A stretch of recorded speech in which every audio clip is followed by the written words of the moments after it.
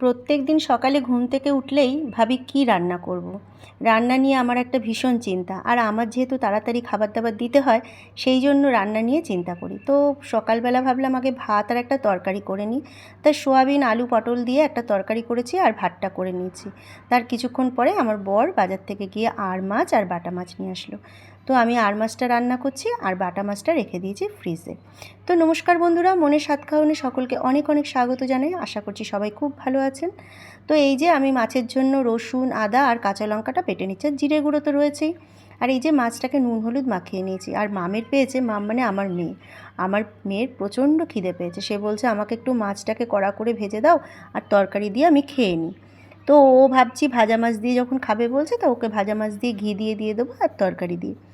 আর এদিকে আমার বরেরও খিদে পেয়েছে, কিন্তু উপায় নেই, কী করা যাবে, আমিও তো তাড়াহুড়ো করছি না। আর তারপরে কি হয়, প্রত্যেক দিন সকালে উঠলেই ভাবি আজকে কি ভিডিও দেব, কি রান্না নিয়ে ভিডিও দেব, কী বা ভিডিও পোস্ট করব। কারণ সব সময় তো কোনো স্পেশাল আইটেম রান্না করা হয় না। তো যা হয় বাড়িতে আমি তার উপরেই ভিডিওগুলো করতে থাকি।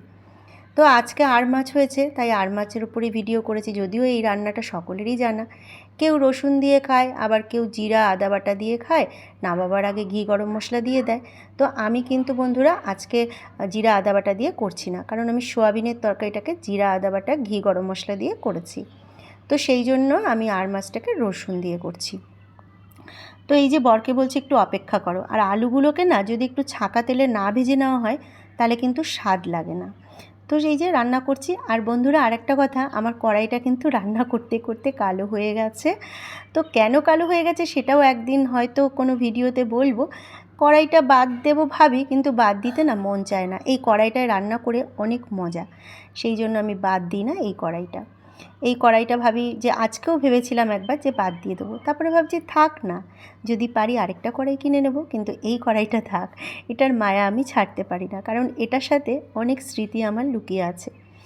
তো সেই সব নয় থাক, আরেকদিন বলা যাবে, সবার সাথে শেয়ার করা যাবে। তো এই যে তারপরে সব মশলা দিয়ে আমি ভালো করে মাছটাকে কষিয়ে নিলাম। আর এই রান্নাটা তো সকলেরই জানা। তারপরে রান্না হয়ে গেছে, আর এই যে হচ্ছে মাছের ঝোল কমপ্লিট। তো রইল এই অবধি ভিডিওটা।